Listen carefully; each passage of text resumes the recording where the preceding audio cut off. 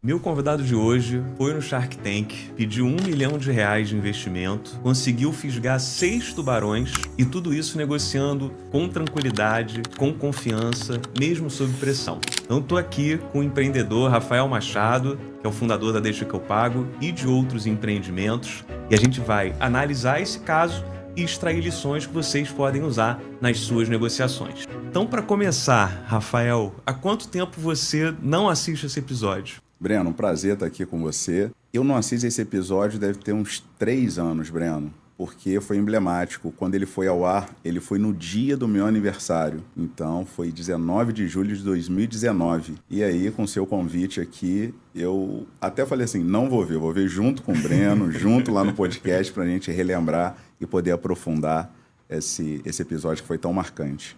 Legal. E de onde veio a ideia de participar do Shark Tank? Na verdade, na época eu fui convidado a participar, então eu participava muito de feiras, de fintech, de encontros, e alguém viu, entrou em contato, perguntou se a gente queria se inscrever, e aí fiquei todo lisonjeado, inscrevi e a inscrição foi aceita, né? Uma série de etapas que a gente precisa passar. E aí a gente foi lá e fisgamos lá os tubarões. Legal. Então, como é que vai funcionar o episódio? A gente separou cortes do programa, a gente vai passar cada um desses cortes e eu vou trazer alguns comentários para você fazer essa análise também. Tá Excelente, bom? Breno. Beleza, então vamos lá. Vamos começar pelo primeiro corte. O próximo empreendedor a se arriscar no tanque é um carioca que inventou uma fórmula mágica para acabar com o fantasma que assombra a maioria dos brasileiros, o boleto. Olá, meu nome é Rafael Machado, tenho 39 anos, sou fundador e CEO da fintech Deixa Que Eu Pago. Tubarões, se tem uma coisa que os brasileiros mais fazem na vida é pagar boleto. Então, Deixa Que Eu Pago. O Deixa Que Eu Pago surgiu para ser uma ponte entre dois mercados enormes. De um lado, nós temos quase 4 bilhões de boletos emitidos no Brasil anualmente.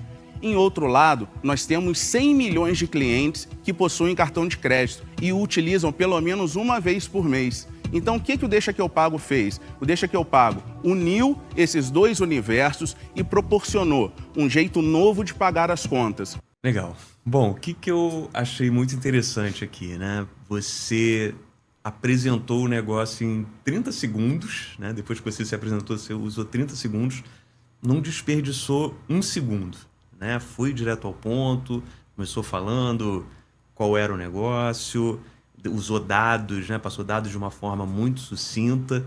Então, queria saber como foi essa sua preparação para esse pitch, né? E até achei interessante também, esqueci de falar, você no começo fala que é uma fintech e no final você fala que é um jeito novo de pagar contas, né? Então você começa o discurso direcionando para fintech e no final você amarra uma coisa com a outra. Então como é que foi essa preparação? Ô Breno, foi uma preparação longa. Eu me lembro ensaiando em frente ao espelho mesmo e muitas vezes. O poder de sintetizar, então sendo publicitário isso me ajuda, né? Quando da ator ali você precisa sintetizar o que você quer passar, então esse poder de síntese é bom. E eu fiz um mapinha mental na minha cabeça. Eu preciso dizer quem eu sou. Era um assunto que eu queria trazer um pouco ele mais popular. Então, quando eu falo assim, se tem o que mais brasileiros fazem a pagar, como então você quebra um clima ali, você quebra um gelo. Era um assunto que eu queria trazer um pouco ele mais popular. Então, quando eu falo assim, se tem o que mais brasileiros fazem a pagar, como então você quebra um clima ali, você quebra um gelo e trazer dados, sabe? Me apresentar de uma forma que essa pessoa aqui sabe do que está falando, e trazendo dados robustos. Então, quando eu falo de 4 bilhões de boletos, quando eu falo de 100 milhões de cartões de crédito, é para dizer para os Sharks, caramba, tem um negócio grande aqui. E aí, quando é o jeito novo de pagar as contas, que eu falo ali também, é que, como que essa pessoa uniu esses dois mercados gigantes? Cara, falar de 100 milhões de um lado e 4 bilhões de outro, dá um troço astronômico. Então, nesse primeiro ponto, foi isso que eu quis mostrar, né? Mostrar que eu tenho experiência, um cara de 39 anos ali na época, e sintetizar e trazer essa brincadeira do boleto. O que mais faz é pagar boleto, tanto que tem a zebrinha, que a gente brinca na época e tal. Então, foi isso, Breno. E você teve quanto tempo para se preparar, desde que você foi aceito até o programa em si? Então, eu acredito que... Vou te falar que eu acho que uns 45 dias, tá? Porque eu lembro que a minha filha estava nascendo e eu saía para correr ouvindo algumas coisas e ela nasceu em abril, o episódio foi ao ar em julho e a gente gravou em maio. Então, foi pouco tempo. Foi pouco tempo. Mas eu já me apresentava também, eu fiz muito pitch privado, então com empresários, com rodada de amigos, de parentes, então... Tava quente. Tava quente, exatamente. Aí eu fui afinando para uma apresentação no Shark Tank. Legal. Agora a gente vai ver você colocando a questão do valor, tá? Do valor do investimento da sua proposta. Estou aqui oferecendo 10% da empresa por R$1 milhão e Tubarões, conto com vocês para a gente tirar a zebra da vida dos brasileiros. Vou entregar para vocês o mascote aqui do Deixa que eu pago, que é a zebrinha que a gente vai tirar da vida dos brasileiros. Bom, como você chegou nesse valor, né? Você pediu R$1 milhão por 10%, era um valuation de 10 milhões. Você já tinha um valuation na cabeça, fez essa primeira proposta já colocando uma determinada gordura. Como foi esse processo de tomar a decisão para fazer essa ancoragem, né? Colocar essa referência de valor na negociação? Então, a ancoragem, ela foi muito do que eu já tinha colocado no negócio. Então, eu já tinha colocado um valor expressivo no negócio e teria que ser daí para cima, né? Então, a ancoragem ela foi feita buscando um retorno de investimento a médio prazo, mas dentro mesmo de expectativas de investimento em infraestrutura, investimento em segurança, investimento em marketing. Então, o MVP ele já estava feito ali, já tinha validado o negócio, já tinha feito mais de 1.000 operações, já tinha feito um volume relevante. Então, o valuation ele partiu disso. Você focou mais, talvez, então, no investimento em si, né? No 1 milhão, exatamente. O percentual foi mais para não dar muita coisa, né? Exatamente. Então, foi ali... Claro que eu estava aberto a, como o episódio mostra, mas eu também quis mostrar um número de 1 milhão. Sim. Se eu começo a apresentação falando de 100 milhões, de 4 bilhões, eu vou pedir 30 mil, então fica desconectado. E algo que eu busco sempre numa negociação é a coerência, né? Então, se eu estou falando ali... Porque se você chega com um valor teoricamente baixo, como que você vai dar jeito? Não pode ser tão grande, cara. Você não está me chamando para um negócio grande. E já que eu estava ali na frente das câmeras, aí eu quis fazer essa proposta, mas ancorando muito nesse investimento de 1 milhão. E já provando que o negócio estava validado. Foi essa a minha tese ali de negociação.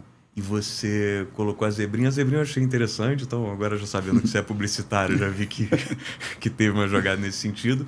E aqui a gente ativa também o princípio da reciprocidade. Então você já deu algo para eles, isso já gera uma boa vontade, uma receptividade, né? Você vê até a cara do Apolinário aqui, você vê que ele está feliz de receber um presente, né?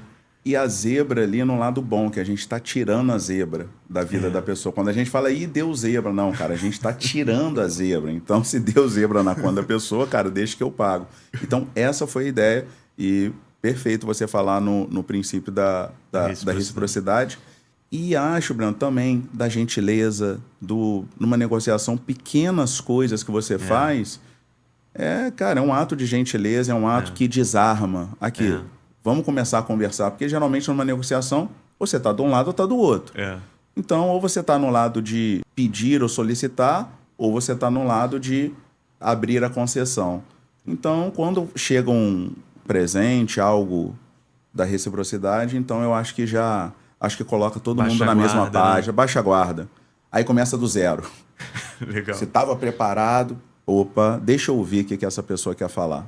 Legal. E aí a gente vai entrar justamente agora na etapa onde eles começam a fazer perguntas e objeções, né? Que tiveram algumas objeções. Então, vamos ver como é que foi sua reação a isso. Por exemplo, eu tenho um boleto, aí eu vou lá, pago para você com o cartão de crédito e você paga o cartão de crédito parcelado, é isso? Não, eu pego o seu boleto, Cris, eu pago o seu boleto na hora Sim. e parcelo para você no seu cartão em até 12 vezes. Onde está o funding que vai bancar aqui, vender em 12 vezes através do seu aplicativo? A gente tem um funding próprio para poder pagar a conta e depois parcelar para o cliente. A gente não tem inadimplência nesse negócio, porque a gente só faz via cartão de crédito. Então, quem aprovou o limite do cartão foi o emissor. Então, você não tem inadimplência, mas você deve ter alguma coisa aí de fraude ou coisa parecida. João, já tive no início e a gente mitigou isso. A nossa empresa tem 1 ano e há 11 meses eu posso dizer que a gente não tem nenhum tipo de fraude. Qual é o volume que você faz hoje disso para você dizer que você não tem fraude? Então, eu faço hoje R$200 mil por mês, mais ou menos. R$200 mil? Por quê? Quantas transações são Então, isso? 200 transações em média por mês. Bom, aqui foi interessante também que são vários perguntando ao mesmo tempo, né? E você vai respondendo diretamente as perguntas de cada um. Então você explica a lógica do negócio, mostra que é capital próprio, mostra que tem um potencial de crescimento se eles entrarem para colocar mais dinheiro, mostra que não tem risco porque está associado ao cartão de crédito, é sincero em relação à questão das fraudes, né? Porque eu vejo que tem empreendedor que quer dizer que o negócio dele é perfeito, que não tem falha nenhuma, e isso acaba passando uma artificialidade, porque é fato que tem alguma vulnerabilidade, né? Então você é sincero nisso, mas mostra também que mitigou. E eu achei interessante também como você apresenta os números sempre com muita clareza, né? Sempre tentando arredondar, né? Então são 200, falou, né? 200 mil por mês, 200 transações, então já mostra que é uma média de 1.000 por mês. Então, você esperava ali que viessem tantas perguntas de pessoas diferentes ao mesmo tempo? Ali ainda estava no começo, né? Eu esperava por quê, Breno? Porque é um negócio, na época era um negócio muito novo. Você falar em parcelar contas imparceláveis via cartão de crédito, não existia isso. A luz não era parcelada, o gás, a taxa do cartório. Então, contas assim... IPVA não era parcelado em 12 vezes no cartão. Então, como eu já tinha treinado bastante e conversado com bastante gente, a primeira pergunta era, e a inadimplência? Então, quando você entra num negócio financeiro, de um lado, quer saber qual o spread da operação e do outro lado, qual a inadimplência. Então, como que ele me traz uma operação que não tem inadimplência e tem spread? Opa, deixa eu entender. Então, quem está apresentando tem que estar muito seguro dos números. Sim. E muito seguro da coerência do negócio. Então, e te confesso, eu estava preparado para essa chuva de perguntas porque eu fui lá expor isso. Entendi. Importante quando você também se expõe numa negociação, ali eu estava apresentando uma empresa para ser comprada. Então, você deve estar preparado para ser escrutinado de cima embaixo. Não perca a compostura, não perca a paciência. Ninguém me obrigou a ir lá, então eu fui apresentar. Então, às vezes, surgem perguntas quando você se expõe que podem soar indelicadas, mas você está mexendo com o dinheiro dos outros, ele quer saber. Ué, te conheci agora, tem 2 minutos, você está me pedindo 1 milhão. Opa, deixa eu entender. Então, e o principal, Breno, é tranquilidade. É não morder a isca do ego, é não morder a isca de achar alguma coisa. Da provocação, você usou muito bem. Então, eu estou aqui para apresentar. Sim. E o que tiver que ser, vai ser. Também para negociação é bom. Você falou dos 200 mil, 200 transações, porque, 1.000 por transação. E aí, quando a gente apresenta o plano de negócios, quando eu tive a reunião lá com o Shark, qual era o nosso range de operações? Era R$1.000 em média mesmo, então não é número inventado para caber. Então, quando foi mostrar, era lá, era isso. Reforça, porque era um número que a gente buscava. A gente queria fazer até R$1.000 para ajudar o cara ali numa situação momentânea. Foi esse tipo de raciocínio para essa etapa aí. E o interessante, você falou isso de pergunta, eu gosto bastante disso, né? Porque eu vejo que numa negociação o pessoal, principalmente quem está vendendo, fica meio receoso com as perguntas, né? Fala assim, se ele está trazendo uma objeção, isso aqui pode ser uma fragilidade, então é melhor eu evitar esse assunto e levar a negociação para o outro lado. Mas eu vejo que é justamente o contrário. Você precisa fazer a outra pessoa ficar confortável com o teu negócio. Então, eu vejo que as perguntas são muito bem-vindas. A pior coisa que pode acontecer é o investidor estar com o negócio na cabeça e não te perguntar. Porque ele vai ficar com aquela insegurança para ele, vai deixar de fazer o investimento porque não ficou confiante e você não tem nenhuma oportunidade de mostrar o seu lado, né? Você sabendo, Breno, que tem uma questão de fraude, por exemplo, eu não iria depois para uma reunião. É questão de princípio, questão de caráter. Eu não ia para uma reunião com o Shark depois. Ué, você falou que não tinha e agora tem. Não. Então... Eu falei logo. E acho que a negociação... Claro que existem interesses, existem... Uma coisa é ser franco, outra coisa é ser indelicado, outra coisa é ser verdadeiro. Mas a verdade é a verdade. Tem fraude? Tem fraude. Eu mitiguei. Mas tive. Tomei uma paulada e, graças a Deus, tomei uma paulada na época lá, no primeiro mês, que, deixa eu botar a bola no chão aqui, que desse jeito não vai dar, não. Então, foi assim. Tá, e a gente agora vai aprofundar nessa questão das objeções, que você falou sobre princípios também, né? E aí vem uma primeira objeção importante, que é do Caíto, em relação à questão da inadimplência, né? Então, essa ficou durante um bom tempo no Pra onde você tirou esse dinheiro? Capital próprio, Justus. Então, mas se esse negócio crescer, onde você vai tirar? Por isso que eu tô aqui no Shark Tank, eu preciso de investidores. Mas você previu, mas você previu tem. o tamanho do funding que isso precisa, se ele for um sucesso? Esse Não, mas, esse 1 milhão não faz nem... as próprias Que eu administradoras de entendi, é o cartão cartão de crédito antecipam esse para dia. ele. O que eu entendi é A o um cartão de custo crédito. muito mais baixo do que ele consegue emprestar. Onde está a tua margem? 40%, Justus. Quanto você cobra? Eu cobro de R$ 2,99 a R$ 7,99 por mês. A cada conta de R$ 1.000 que a gente paga, a gente tem um recebível de R$ 1.440 em média. O boleto, ele pode ser pago à vista ou parcelado, certo? Quem nos procura é Não, porque não. ele não tem o dinheiro total do boleto. Ele precisa parcelar. Então, mas isso é a cara da inadimplência, cara. Bom, aqui entra essa primeira frase que a gente vai mostrar, né? Que é quem nos procura não tem o valor total do boleto e precisa parcelar. E aí o Caíto diz que isso é a cara da inadimplência. Como você percebeu ali? Eu vi que era uma questão de princípio, o Caíto não queria se envolver com um negócio que gerasse endividamento na população e acho que ele teve essa ideia ali, ele se apegou a essa questão, né? Como é que isso caiu para você, primeiramente, aqui nesse trecho? Então, se eu apresento o deixa que eu pago como um jeito novo de pagar as contas, é para inadimplente e para quem precisa pagar a conta. Então, eu tenho essa tranquilidade. Eu não vou rebater esse argumento dele. O argumento que eu rebato, não sei se é aqui, um óculos pode ser comprado via cartão. Isso, Ué, por que eu não posso pagar a minha conta de luz no cartão? Não tem nada a ver. Quando você está inadimplente, quer dizer que o débito está atrasado. Não, você pode ter o débito, tanto que hoje é feito isso. Você pode pagar a conta via cartão de crédito. Então, é feito para inadimplentes, mas qual o nosso princípio? Eu não vou fazer coisa de R$10.000. Primeiro, é uma coisa popular.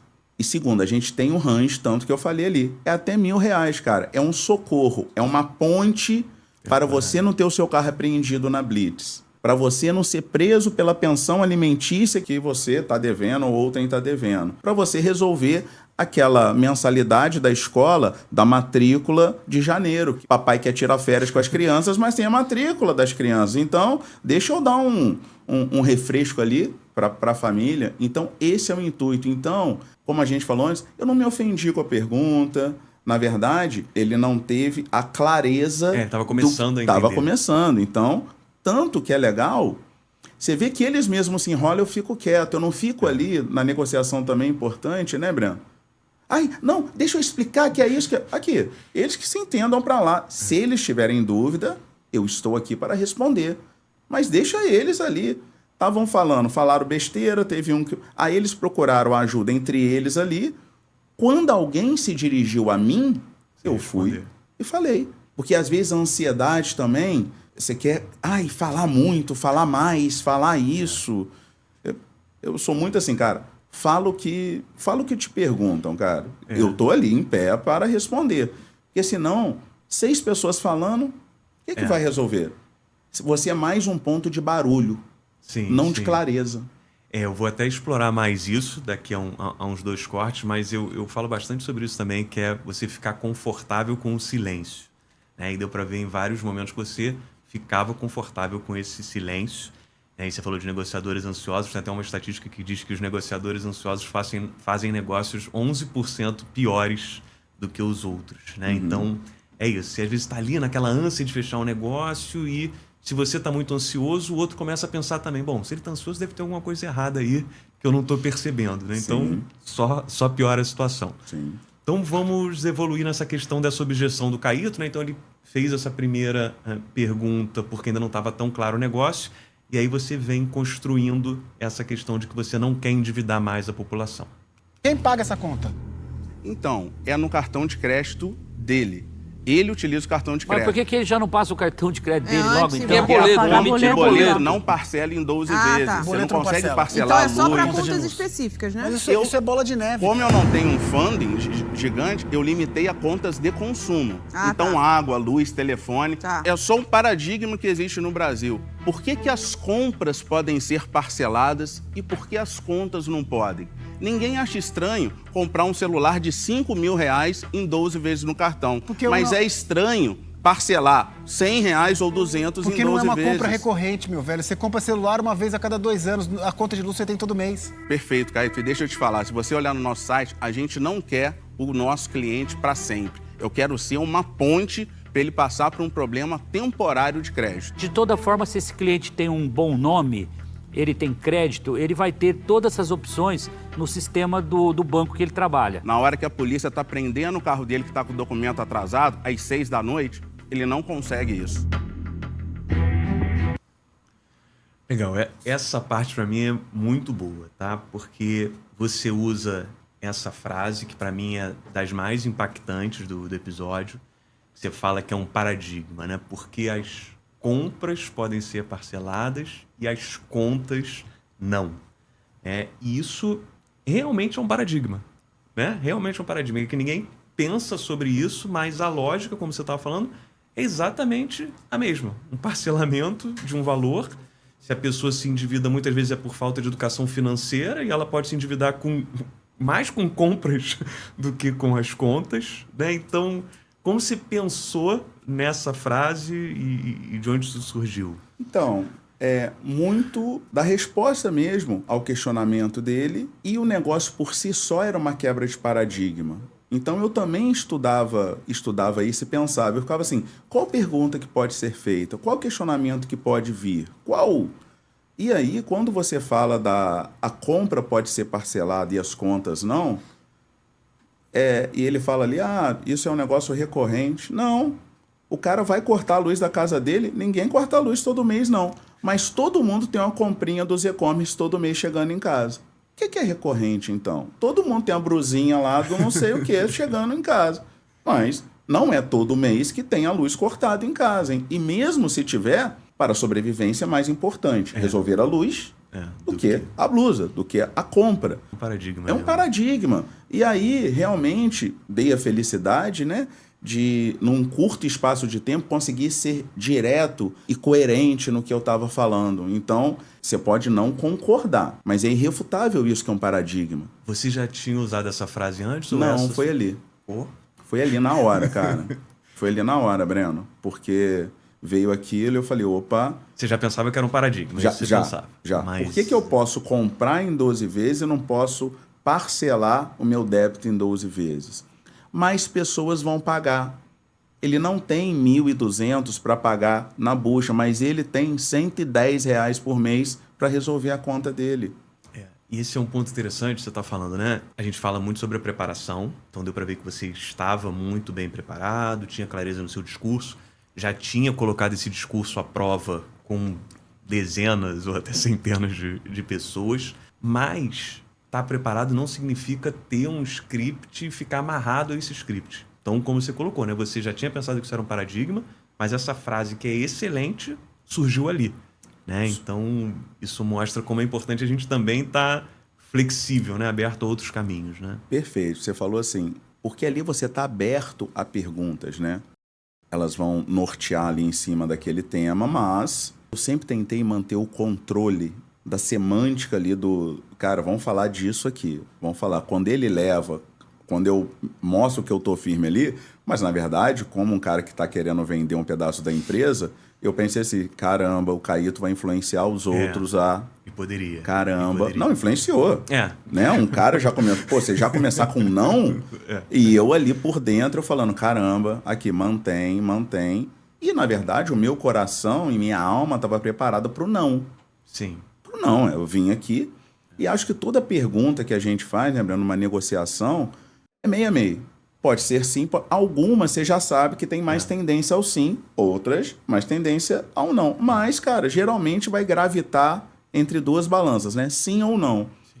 E ali um não, para mim, eu me segurei. Aí a habilidade emocional é você ter ali e... Cara, porque eu tava muito focado no objetivo final. Então, eu não ia me distrair com emoções, nem pro bem e nem... Não vou chamar de mal aqui, nem a favor e nem contra. Legal. Então, ó, tira a emoção, cara, e seja aqui quase que um jornalista relatando fatos e respondendo, entendeu? Isso você conseguiu administrar bem, vai ficar mais claro até. E outra frase interessante, né, que é essa de não quero ter o cliente para sempre, quero ser uma ponte temporária, né, para ajudá-los a passar por um problema temporário de crédito. Essa frase é interessante porque você se conecta com uma objeção do Caíto. Você, por um lado, mostra que você tem uma visão diferente porque isso é um paradigma, ele estava muito preso a isso, não se mostrou, mas no final você amarra, assim, nós temos um interesse em comum, que é não amarrar uma pessoa num endividamento. Então, você fecha muito bem. E dou o exemplo claro. Na Blitz, parado 6 da tarde, cara, você não vai resolver. Então, tava lá no nosso site. Sempre foi uma premissa nossa, é realmente resolver ali. O gás acabou, o cara vai lá cortar, cara. Então, são problemas que, graças a Deus, eu não passei, mas vim de uma família simples. Então, cara, o gás já acabou domingo lá na minha casa, ou o meu pai teve dificuldade para fazer a matrícula do colégio e pediu o cara lá, pô, deixa eu pagar aqui, ou então parcela em tanto, tal. Então existe, cara, vem o IPTU aí. Então, eu pensei assim, cara, como que eu ajudo essas pessoas? E aí, tem muita verdade no que eu... Só verdade, por quê? As contas são até R$1.000, então tá tudo amarrado. 200 operações... R$1.000 cada operação, R$200 por mês. Até R$1.000 contas de consumo. Você quer viajar para Disney, eu vou parcelar em 12 vezes? Não. Você quer comprar um Rolex, eu vou parcelar em 12 vezes? Não. Então, era muito para o público que não tinha acesso e talvez iria sofrer na pele algo traumático, que é cortar a luz do cara, que é ser preso por pensão alimentícia, ou não conseguir pagar um IPTU, ou uma multa de um carro que ele precisa para o aplicativo, ou legalizar alguma coisa. Então, essa era a ideia. E aí um ponto interessante, 2 pontos que eu marquei aqui, né? Você fala muito sobre falar a verdade. Um amigo meu falou uma vez que o bom de falar a verdade é que você não precisa lembrar do que você disse. Porque é a verdade. Né? Senão você vê, pô, o que eu falei aqui? Que eu falei, fala 10 coisas diferentes em 10 lugares, você vai ter que ficar lembrando. Então, realmente, como você estava falando a verdade, fica mais fácil de você usar o seu discurso. E outra era uma dificuldade, como você falou, né? Você já viveu esse problema na sua vida, mas os tubarões, que são os tomadores de decisão, não.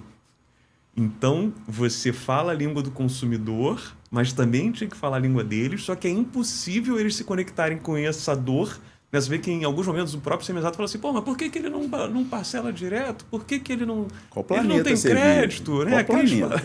Desculpa.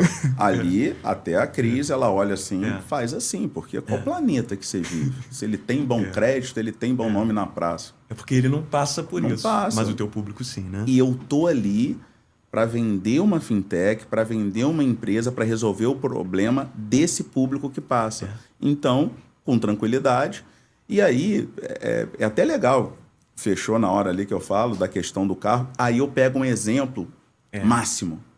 O cara que tá no carro, bababá, aí deixa claro para... Opa, realmente, cara, realmente. E aí eu acho que esse é o ponto de virada Convencimento. de clarear ali a luz no fim do túnel. Porque nesse momento, eu tô na prorrogação ali, tomando de 1-0, eu não tenho muito o que fazer. Mas manter a postura e manter a firmeza. E realmente esse foi o ponto da virada que eu vi que você usou no episódio, e aqui principalmente nesse momento, metáforas. Você está sempre fazendo uma comparação implícita, né, no sentido figurado com a questão. Então, quando você usa essa, eu quero ser uma ponte para o meu cliente passar por um problema financeiro temporário, isso é uma metáfora, e a grande questão é, as pessoas em geral elas são fechadas a mudanças. Então existe um paradigma, elas estão acostumadas ali a vida toda a fazer de um jeito, você está trazendo um jeito diferente. Se estou trazendo um jeito diferente, meu cérebro já fica na defensiva e fica fechado a isso. Então, o storytelling entra aqui para isso, e a melhor ferramenta que eu vejo do storytelling é fazer essas metáforas. Porque com a metáfora, você não precisa explicar muito. Você, com um termo ou com uma frase, você já clareia, como você mesmo falou, e ilustra exatamente o que você é. E facilita também para a pessoa lembrar depois. Quando ela está lembrando de tudo que você falou 10 minutos ali, é uma ponte temporária. Isso aí. É isso, acabou. E não só é quebrar paradigma e o ineditismo do negócio naquela época. Então era tudo novo. Então, e aí, Breno, me ajuda muito a questão de publicidade. A gente utiliza muito a metáfora em textos, em títulos, então isso me ajudou muito a formular essas questões. O quadro que a gente faz, a zebra, tudo isso, então são peças publicitárias para ilustrar, né? Isso, para ilustrar, exatamente. Eu estava literalmente vendendo, então a campanha ela é feita, mas quem está apresentando a campanha é o dono da empresa, então... Tem que tangibilizar ali a questão, né? Exatamente. E eu até vou colocar um link aqui no episódio com um artigo interessante sobre metáforas, um artigo da Harvard Business Review, que tem vários dados de uma pesquisa sobre isso. Bom, vamos para o próximo trecho, então. E aqui a gente vai ter o Semenzato anunciando que saiu do negócio. Por eu entender que essa é uma operação estritamente financeira e que eu não vou conseguir agregar absolutamente nada, eu tô fora. A gente tem um payback aí de 48 meses, mais ou menos, fora a valorização que a gente vai ter. E a ideia tua é cash in 100%, não tem nada para vocês na história. Tudo que entrar é cash in em troca de ações da companhia. 0%. Esse dinheiro que entrar não é para comprar um lápis, não é para contratar uma pessoa. Tá, então aqui o Justus ele vai bem direto ali e faz aquela pergunta, né? O dinheiro vai ser cash in 100% para a empresa. E aqui você podia responder de duas formas. Você podia responder só, o dinheiro é só para a empresa, eu não vou pegar nada. E você responde de uma forma bem enfática, né? Você coloca aqui, esse dinheiro que entrar não é para comprar um lápis, não é para contratar uma pessoa. Então aqui você mais uma vez está usando um discurso firme com um exemplo claro para ilustrar exatamente o que você quer dizer. Então, eu vejo que com essa sua frase você passou toda a tranquilidade que ele precisava, né? Exatamente. E eu vou te falar que essa frase já foi um aprendizado da primeira pergunta que ele me faz, em um tom questionador. Da onde vem o seu dinheiro? Da onde vem o fundo? Recurso próprio. Então, quando é recurso próprio, você não tem o que falar. Você não tem o que... Você já está botando dinheiro? Acabou, então... é mesmo. Então, eu já coloquei o dinheiro na frente. E aí, sabendo disso, quando ele faz essa pergunta, no fundo, o que ele quer saber? Esse dinheiro que eu colocar vai ser para você, Rafael? Esse dinheiro que colocar vai ser para a empresa ou você vai comprar um carro, vai comprar... Porque no mundo das startups, muitas vezes acontecem de os caras, rodar de investimento, eles pegam e fazem outras coisas que não colocar na empresa.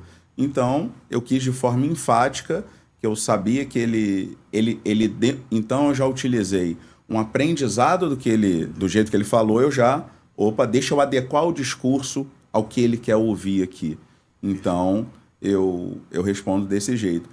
E eu revendo agora, quando o Semenzato fala que está fora e eu respondo payback de 48 meses, eu percebo agora a minha voz, ela parece ali um pouco desanimada.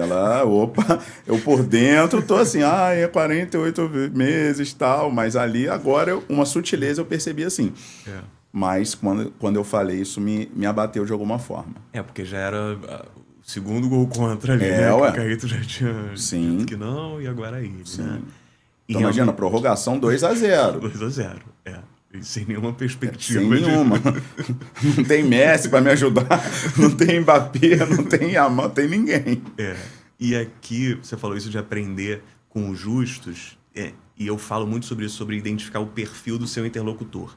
Então, claramente, o Justus é pragmático. Uhum. Ele é direto ao ponto, ele quer uma resposta curta e objetiva.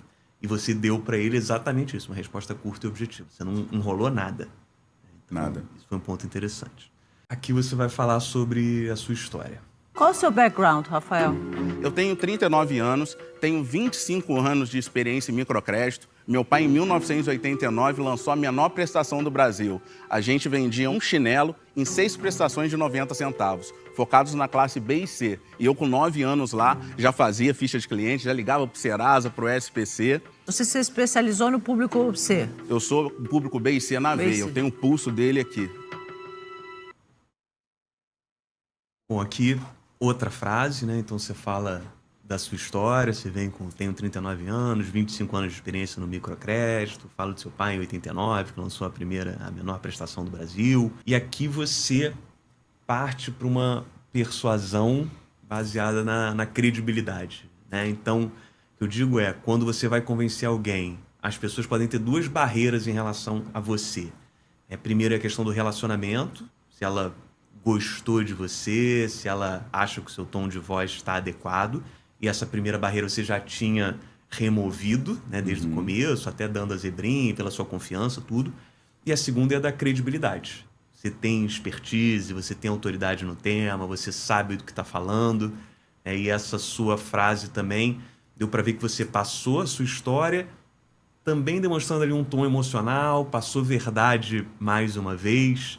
Então, isso você viu que teve um impacto também neles, né? Sim, e de uma forma intuitiva, mas o meu subconsciente falou ali. Então, pegou na questão emocional, né, da história do meu pai, de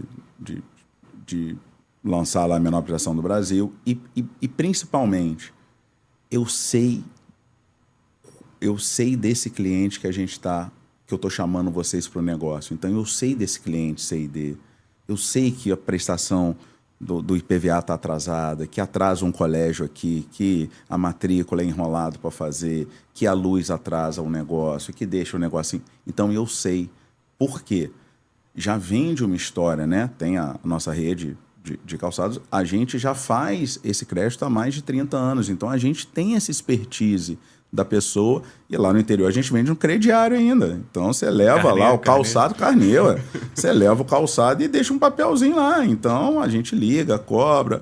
Conheço o Breno, conheço o pai do Breno, conheço a esposa do Breno, a esposa compra lá pro Breno, tem filho, tem isso. Então é uma relação de confiança, de conhecimento, mas envolve dinheiro. Sim. Envolve a inadimplência lá. Então a gente sabe que o nosso índice de inadimplência, o nosso negócio, só pode ser até 2,5%, porque se passar de 90 dias, tal, enfim. Então a gente tem. Então é verdade.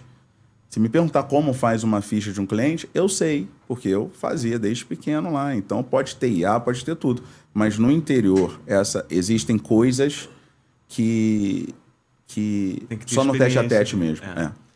E o interessante é que isso acaba sendo um diferencial seu, né? Porque dinheiro qualquer um pode colocar, mas essa autoridade, essa expertise, esse conhecimento, você poderia colocar, e ali eles perceberam de, bom, aqui eu tenho algo único, né? Não pode ser qualquer um.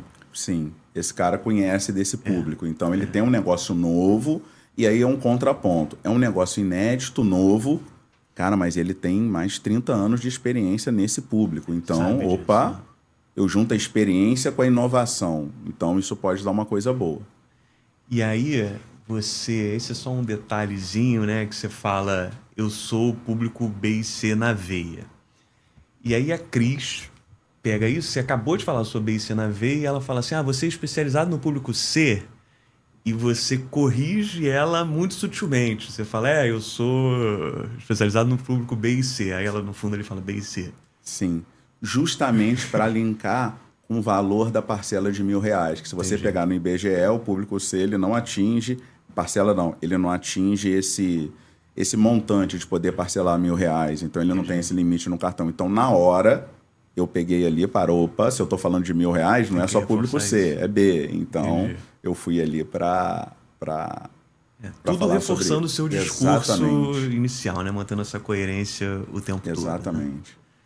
Né? E aqui a gente vai ver a saída oficial do Caíto, né? Ele já estava flertando com essa saída que ele declara. 3 coisas que me incomodaram. A preocupação com fraude, que é um ponto de atenção absurdo, você sabe disso. Capital de giro, que é gigantesco para isso. E tem uma coisa, desculpa, mas para mim, como investidor, assim, esse investimento no fomento, sabe? De coisa que está crescendo, de coisa que está na criação. Esse é meu ideal de investidor. Perfeito. Então, por esse motivo, eu tô fora.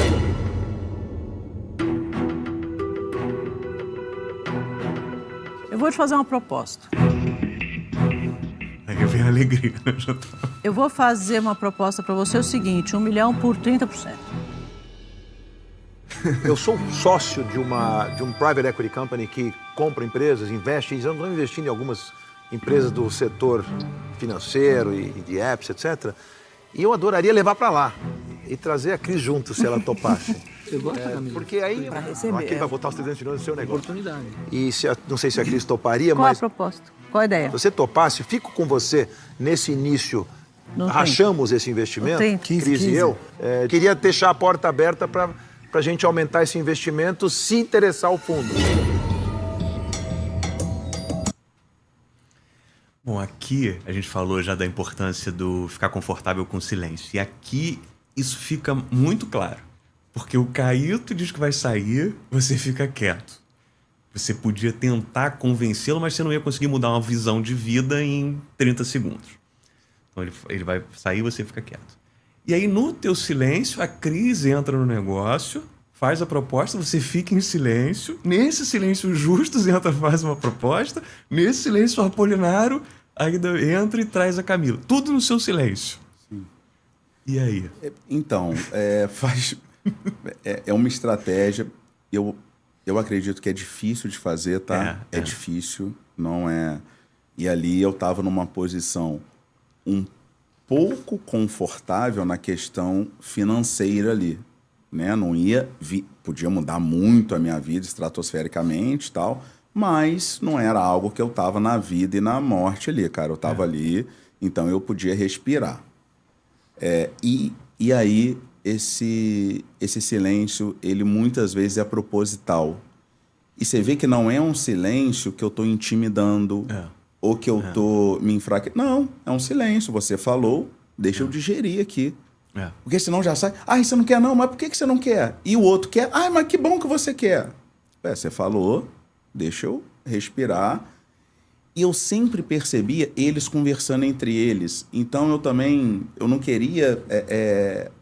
Entrar nessa dinâmica ali, né? Isso aí, cara. Vocês se resolvam e eu tô aqui para agora, do mesmo jeito que a minha voz, ela fica um pouco quando eu falo que o Semenzato é o primeiro a sair, que eu fico aqui, eu já respiro, falo, ó, de mão vazia eu não saio daqui, já tem uma proposta na mesa. Então, e aí, às vezes, a negociação, você que trabalha muito com isso, ela é assim.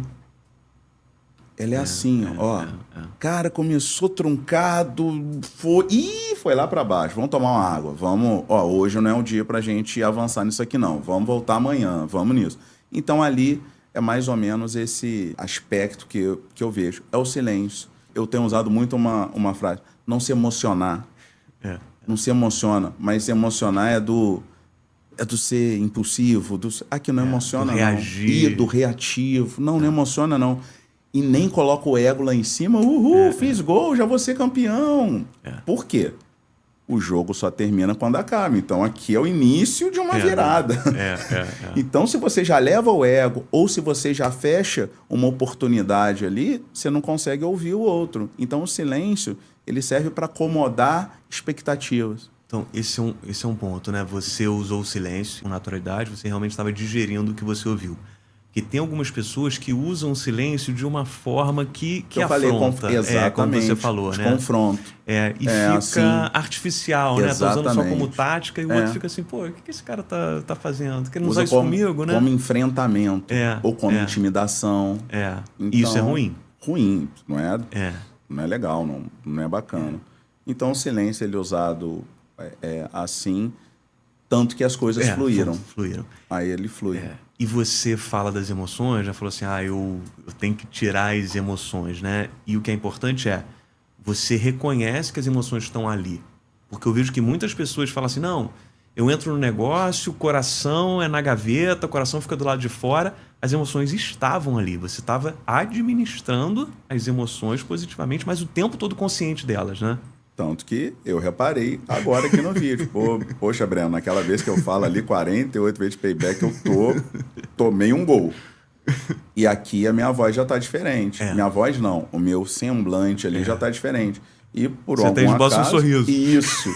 E por um acaso, veio agora esse sentimento de quando eu tava lá. Opa, tem uma saída aqui, tem alguma coisa. Então, e de forma nenhuma que o público aqui não nos interprete... quando eu falo de não se emocione, é justamente controlar a emoção. Jamais deixar. O coração tá pulsando aqui. O tempo todo. Então, Deu para ver. Quando parar de pulsar, aí Papai do Céu que nos receba. Mas, não. Então, é controlar as emoções. Jamais tira meu coração, bota aqui eu não tenho coração, aqui eu não... Não, isso é bobo. Isso é você querer... Você não tem habilidade de controlar a emoção. E aí você tá querendo colocar uma armadura de que você é o brabo, de que você é isso, aquilo. Perfeito. E não tem pai de menina brabo. Então, a Marina Garela me tornou uma pessoa assim, não tem pai brabo, não tem nada disso. Legal. Bom, aí a gente vai ver agora o Semezato, o Apolinário e a Camila entrando no negócio.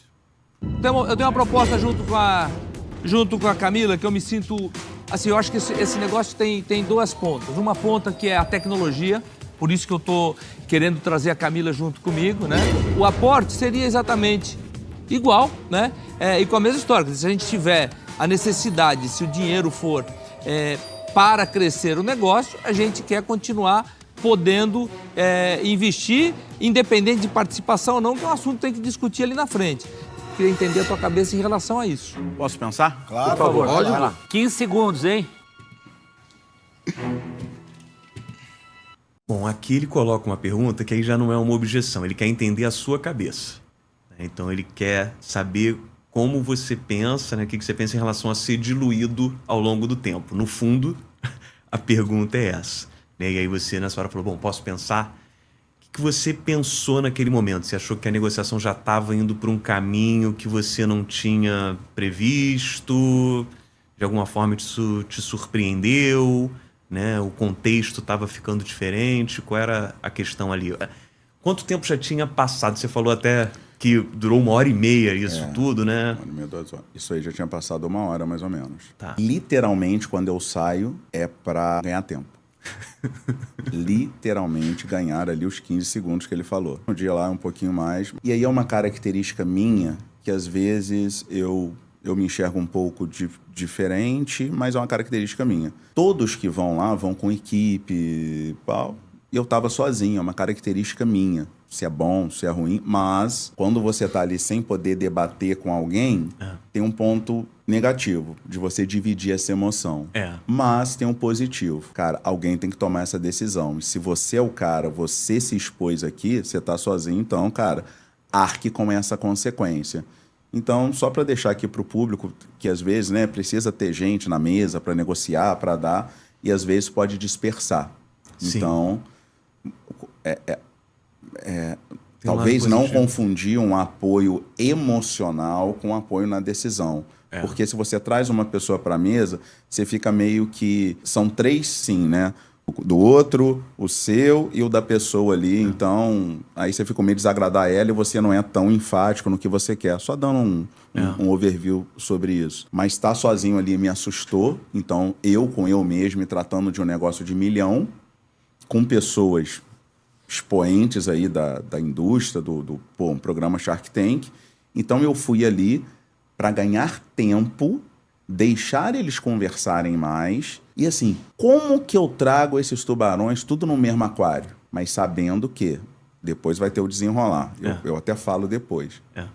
Botar tubarão junto não dá certo. Então eu também pensei nisso. Entendi. Então no primeiro momento, alguém está chegando para entrar no negócio. E para mim, outra coisa, às vezes as pessoas se pegam na negociação, eu não tenho nada, cara, eu vou ser diluído o quê, gente? Se for um negócio gigante, deixa o seu rabo da baleia. Sim. Eu não quero ser a cabeça do tubarão. Então, a cabeça da sardinha é o rabo da baleia. Eu quero ser o rabo da baleia. Então, querendo ou não, com a expertise que eu tenho também, eu iria estar ali em negócios que permeiam esses caras. Seja Apolinário, seja o Justus, seja a Cris, que trabalha com cosmético, o Apolinário lá com a questão das tintas na época, Semenzato com cursos, com tudo. Então, opa, Caíto com varejo. A Camila. Então, eu falei, opa, é quase que pagar um passe para ser sócio dos Sharks, entendeu? Entendi. Então... E ainda ia ter um negócio e ganhar dinheiro, para mim era excelente a proposta. Então, e às vezes enxergar um pouquinho na frente, Breno. Não só no percentual. Não olha aqui ali. Não, só hoje não. A gente não tá vivo só para hoje. A gente não... Você não publicou esse livro, cara, só para hoje, para vender, para isso, cara, né? Então, tenta pensar um pouco. Claro que existem momentos de negociação. Eu tô dizendo da minha negociação nesse dia. Claro. Ela me permitia pensar um pouquinho na frente. Legal. E aí você fala, tem algumas decisões aí que são relacionadas à preparação. Então essa de levar alguém ou não tem a ver com o mapeamento das partes. Então quem pode de alguma forma influenciar essa negociação, positiva ou negativamente. Então tem prós e contras de levar alguém, né? Como você falou, às vezes você vai levar uma pessoa, pode ser um conforto emocional, mas também pode ser mais alguém que põe lenha na fogueira ou mais alguém que você vai ter que convencer. E às vezes você já teve a sensibilidade, essa pessoa às vezes não está na mesma velocidade que você. Então, esse foi um ponto importante. E a outra é refletir sobre os seus interesses. Então, como você está colocando aqui, você tinha um interesse que ia muito além desse simples negócio imediato, de um simples percentual. Então, você estava enxergando isso que eles poderiam agregar na tua vida, né, como um todo, e até em outros negócios, né? E imagina um negócio tão rápido, com decisões tão rápidas, e ainda tendo que dizer, Breno, eu vou aceitar aqui justamente porque eu estou pensando para daqui a 5 anos eu ser sócio, tarará. E aí a pessoa poderia falar, não, é agora, você precisa desse dinheiro para agora. Então, lidar com a expectativa dos Sharks e com outra expectativa aqui. E até na véspera do episódio, eu estava sozinho no hotel em São Paulo, eu ligo para minha esposa de lá, eu ligo chorando, eu falo, caramba, onde eu me meti? Amor, que brabo, cara, sozinho aqui. Eu tava treinando lá no espelho. E ela lá, com a minha filha tinha acabado de nascer, com o Pedro, com a família. Ah, amor, vai dar certo, tal. Também tem esses momentos de solidão e de emoção. E de, às vezes, naquele momento ali, até fraqueza. Aí, neste momento, eu vou e busco a ajuda da minha esposa, ou seja, do meu pai, da minha mãe. É importante esse apoio emocional também, pra gente poder tomar as melhores decisões. Mas nesse momento aqui, Breno, ganhar tempo. Perfeito. E aí você usou esse seu tempo para pensar e vai voltar agora com a sua primeira contraproposta. Eu tenho uma primeira proposta. Eu queria ter todos vocês comigo. Se é nesse caso, eu volto pro jogo. Aí eu volto, condicionando inclusive ao Caíto voltar também. Eu entro. Eu gostaria de ter todos os tubarões aqui juntos no negócio, dobrando o capital. Ao invés de 1 milhão, a gente entrar com 2 milhões, mas para a gente ter todos nós. Aqui é bem interessante isso. Você, quando eles fizeram as objeções, tanto o Caíto quanto o Semenzato, você não ficou discutindo com eles quem estava certo, quem estava errado, querendo mostrar que a linha de raciocínio deles tinha alguma falha. Você deixou eles colocarem o ponto e ficou quieto, mais uma vez. E aqui, você fazendo isso, você tirou um obstáculo para eles voltarem. Porque às vezes a pessoa não volta para a mesa por uma questão de ego, para preservar a imagem dela, para não mostrar que mudou de ideia. Então, você tirou esse obstáculo e facilitou para eles voltarem, né? Isso também fica claro agora. Breno, você tocou num ponto fundamental. O ego... Eu trabalho meu ego na última gaveta. Então, meu ego é ser uma pessoa correta, fazer as coisas legais, corretas, mas o ego de... Agora que você quer voltar, não volta, não.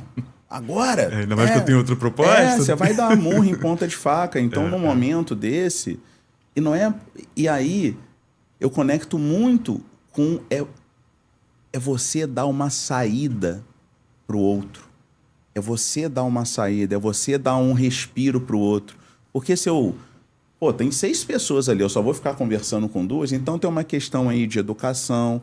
A mesma questão quando eu ofereço a zebra lá no início de presente. Então, quando eu falo, pô, queria ter todos vocês, olha como que conecta. Se você pegar o início da apresentação, tem um cartaz que estão todos no cartaz.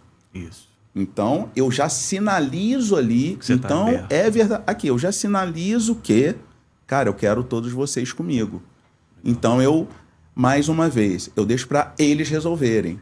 Então, eu trabalho ali, eu falo, cara, eu não vou resolver se é A, se é B. Nesse momento, vamos botar todo mundo junto. Que eu já sabia que teria mais tempo a resolver, que não ia resolver em uma rodada. Vamos que 6 pessoas com ego grande, com poderes econômicos diferentes, com interesses diferentes, iam chegar numa decisão rápida. Então, eu sabia que ganharia tempo e a briga por participação ficaria com eles. Não seria eu que teria que decidir. Entendi. Neste momento. Claro que eu não tinha bola de cristal. Neste momento, eu falei, opa, deixa eu jogar para eles e dar abertura para quem quiser voltar, voltar. E sem... outra coisa. Sem mágoa, sem rancor, sem revanche, sem nada. Pô, você falou não ali para mim, cara, há 5 minutos e agora você quer voltar. E legal também, sem emoção. Ele se enrola todo falando que é 2 milhões agora, que era 1, que você vê que eu fico no silêncio. Porque eu vi que ele emocionou, ele se atrapalhou na questão. E aí, os pares mesmo ali consertam ele. Não vou dar 2 milhões não, que é isso, você tá falando? E eu continuo, isso é uma coisa de vocês, cara, eu tô aqui só vendo. Legal. E às vezes uma negociação, tem a outra parte que tem que conversar com o diretor financeiro ou com o sócio, e eles começam se uma treta desentender aqui, ali. opa, cara, e aí é o momento de tomar uma água, de tomar um café, de ir no banheiro, sair para deixar a pessoa confortável e chegar e falar o que interessa. Deu para ver que você consegue fazer isso bem, né? Você fica pensando talvez em outra coisa ali, né? Isso aí. Eu vejo que o Apolinário tá percebendo que o jogo tá virando, tá? Então ele vai começar a intervir nisso.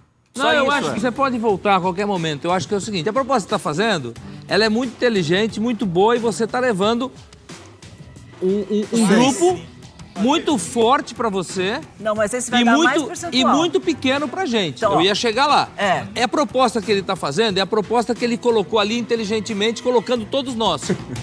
Você está disposto a nos dar quanto da sua empresa para que entre esse exército de pessoas no teu negócio?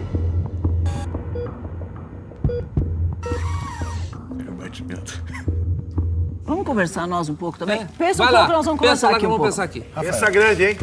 Deixa comigo. Então aqui você vê que a dinâmica de poder na negociação tá mudando de mão, né? Porque a gente diz que o poder na negociação é de quem tem alternativas melhores. Então você chega no programa, não tem nenhum tubarão. Então você não tem alternativa nenhuma. E aí você recebe 2 negativas, se enfraquece mais ainda. Recebe uma proposta, já começa a ter uma alternativa. Recebe uma outra proposta, já passa a ter outra alternativa. Depois você volta e todos querem estar no jogo. Então o Apolinário está percebendo assim, a gente começou com poder, que a gente era tubarão, ele agora está com a faca e o queijo na mão porque ele está escolhendo com quem ele vai. E aí o Apolinário, ele usa uma tática de enquadramento. Ele quer mudar a forma como essa negociação está se desenrolando, a forma como a situação está empacotada. Em vez de ser uma situação em que você está escolhendo com quem você vai, ele coloca a questão de uma outra forma. Então não é você escolhendo com qual proposta você vai ficar. Ele fala, você está disposto a nos dar quanto da sua empresa para que entre esse exército de pessoas no seu negócio. Então não é você escolhendo com quem você vai, é quantos por cento da empresa você vai dar para ter esse exército aqui. E eu vi que teu batimento ali já deu uma subida, apesar de todos os esforços. E eu achei essa saída hiper inteligente dele e me deu até um norte. Por quê? Quando eu falo em 10% para 2 pessoas, 5% para cada um. Que até esse momento eram os Justus e a Cris que iam rachar. Quando eu falo de 10% para 6 pessoas, é irrelevante. Então eu seria zero negócio, zero dentro de uma estrutura dos 6. Eu não ia conseguir agenda com ninguém. Sim. Então, na verdade, o que eu pensei? Eu preciso tornar esses caras relevantes dentro dessa fintech para eles quererem ter o interesse de ter reunião comigo. Para eles quererem ter interesse de botar uma estrutura ao meu favor. Para eles terem interesse em... E até que o... Porque a questão ali não é o capital. Tem 1 milhão ali, eles têm rachado para 6, isso aí não é o problema. Então, aí me abre uma zona de... Vou te dizer confortável. Zero problema para mim ser 60-40. Zero problema, porque, cara, ter 6 pessoas desse calibre comigo... Fantástico. Então, conectou os interesses ali. Ele lança isso, pô, não faz sentido a gente estar aqui e você não... Então, se eu quero trazer 6 pessoas, cara, eu devo, é inteligente, abrir participação. E aí eu mostro que eu sou flexível. Eu mostro que eu tô pensando, que realmente quando eu vou ali, pro cantinho do pensamento, eu penso e... Então, sempre que eu vou, primeiro eu surpreendo, não escolhendo chamando todo mundo. E agora dá outra virada que eu chamo e eles querem entrar com mais participação. Então faz sentido isso, faz sentido. Eu preciso me tornar relevante para esses 6 Sharks. E aí eu penso ali, aí eu volto com uma outra proposta. E aí que é um ponto interessante, né? Porque na negociação a gente tem alguns interesses que são conflitantes. Então, nesse caso, né, percentual do negócio, no início é conflitante. Eles querem mais, você quer ceder menos. Mas você tem essa sacada de que você precisa que eles queiram se envolver no negócio e eles só vão se envolver se tiverem um percentual alto. Então, você transforma esse interesse conflitante num interesse em comum, num interesse complementar. Sim. Né? Então, ter um alto percentual para se envolver muito já passa a ser um interesse de ambos, né? E eu quebro a questão do ego. Todo mundo ali tem 10%, por exemplo. Não lembro mais agora o que foi. Porque ia ficar assim, um com o outro com o outro. Aqui. Então, eu dou uma coisa que eu também busco muito na minha jornada empreendedora, é equidade. Então, se serve para João, serve para Maria, serve para José. Porque aí, a sua palavra, ela ecoa do mesmo jeito Pode estar em ambientes diferentes, mas se o Breno tem 10%, o Justo tem 10%, naquele momento ali, cara, a sociedade... Ela é igual, o poder é igual. Então, eu também quebro essa questão de ego, de hierarquia entre eles. Então, e me coloco claramente ali, cara, eu sou menor. Aqui, empresa é de vocês tomam conta, eu tô aqui, cara... Eu só tô pagando as contas. Exatamente, pô, então tranquilo. Bom, e aí você vem com a sua proposta... Afinal, né? E você vê que aqui eles já começam a crescer, né? Então a Cris já fala, Roberto, ele tem que aceitar pelo menos 50 para nós, 50 para ele. Então o negócio já vai tomando um vulto diferente ali. Roberto, nós temos que aceitar ele tem que aceitar pelo menos 50% para nós, 50% para ele. Acho justo. Isso, é justo. Deixa eu tomar uma decisão aqui que o meu coração que tá pedindo. Cris, eu vou ficar com a sua proposta e a do Júlio, a inicial. Tá Parabéns, tempo. Maravilha! Valeu, Portinho. Obrigado. Ele é bom, viu? Muito obrigado.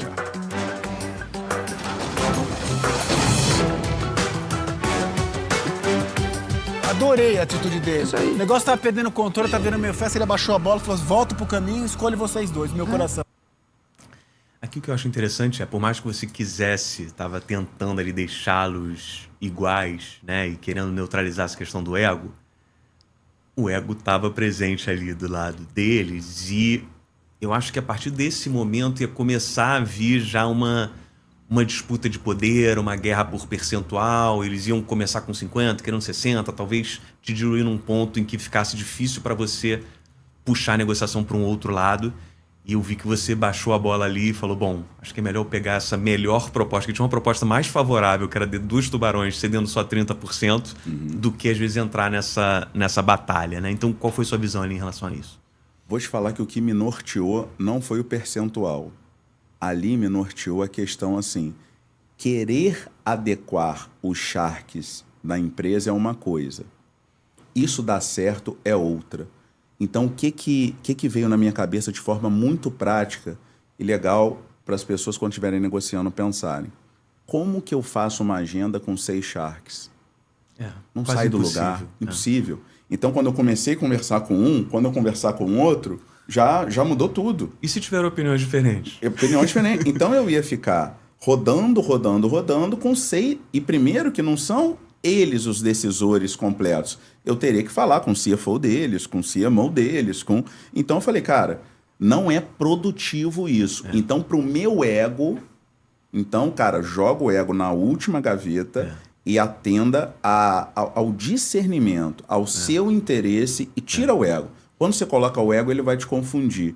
E aí, 2 pessoas eu consigo agenda. Então, consegui uma num dia, outra no outro. Então, isso que me norteou não foi muito a questão do percentual. Porque, como eu te disse, eu estava um pouco confortável.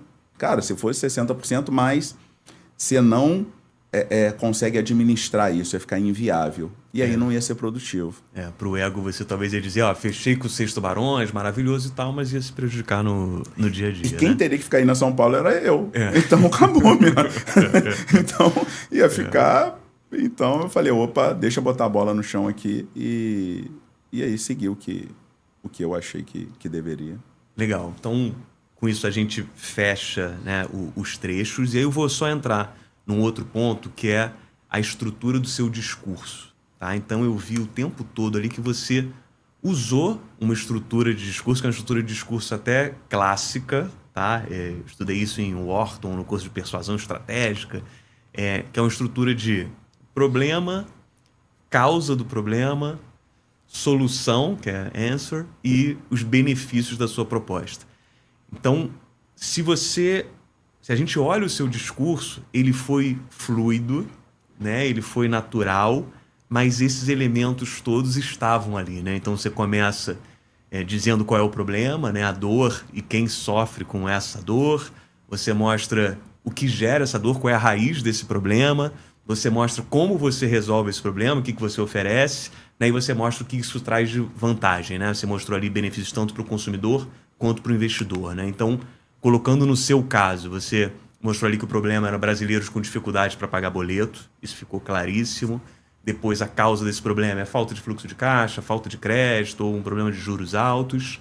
A solução, com muita clareza, né? O parcelamento do boleto no cartão, reforçando essa metáfora de que era uma ponte para eles passarem por problemas financeiros temporários.